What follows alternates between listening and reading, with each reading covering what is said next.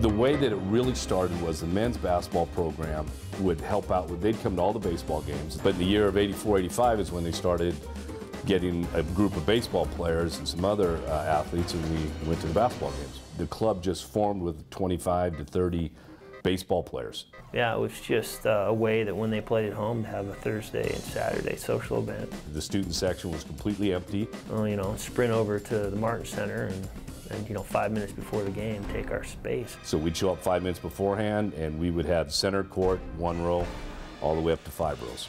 There was this chunk that stayed empty. No one would take it because they knew that's where we were going.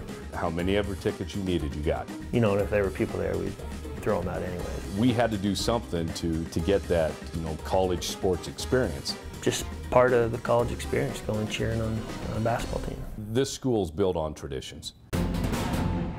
When I came to visit here, I didn't really know the school all too well, but I knew of its traditions.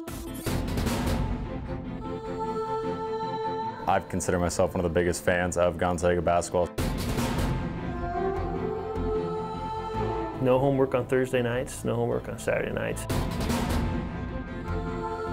To be a president in '84, '85, and I was president in 1988, you essentially had to be old enough, and you had to have a house where you could host a large enough group. The guy I lived with was the president in '95, and then he graduated, and I just ended up, it was just fell to me to take over. So that's simple. It was pretty easy to be president at that time. It's a little more difficult now. Freshman, sophomore year, you know, I was camping out, I was, you know, in the snow, waiting in line for tickets, got first row like every game. I was lucky enough that they kind of noticed it and just got picked. Our budget, we had no budget. You know, I'm dealing with Gonzaga student body, athletic department, all the sponsors. There was absolutely no structure to what we did back in the '80s. It's a big business because you're trying to oversee 2,000 people, and it's such a big responsibility.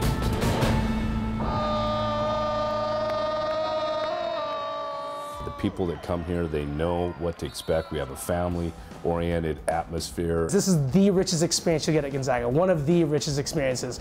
You don't go to any of the schools, you don't get the kennel experience. It's nice, small atmosphere, and you pack it with 1,500 students and 6,000 rowdy, crazy fans, and it becomes amazing. It's deafening. When I came here, deafening. I couldn't hear myself scream. You know, we just kind of would like to support everybody else continuing that, so and we'll keep it going for a while.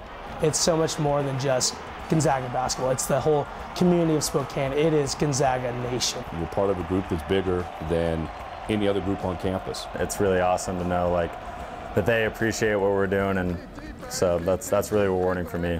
When you look back at, you know, where it started and 25 to 30 guys. How much they paying you, Ralph? You're a cheater, 44! We thought that once we left it'd be dead.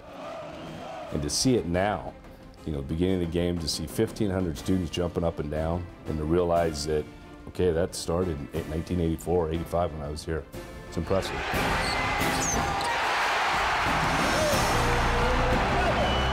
And I want to keep that tradition going. I want to pass it down to these guys and say, hey, this is one of the richest traditions. Keep that going, because everyone should experience it the right way, the Zag way. And that's why I'm here. To me, the greatest honor, I think, is to be called a Zag. It's a feeling of community, it's a feeling of pride, and that's a memory that, and a tradition that will stick.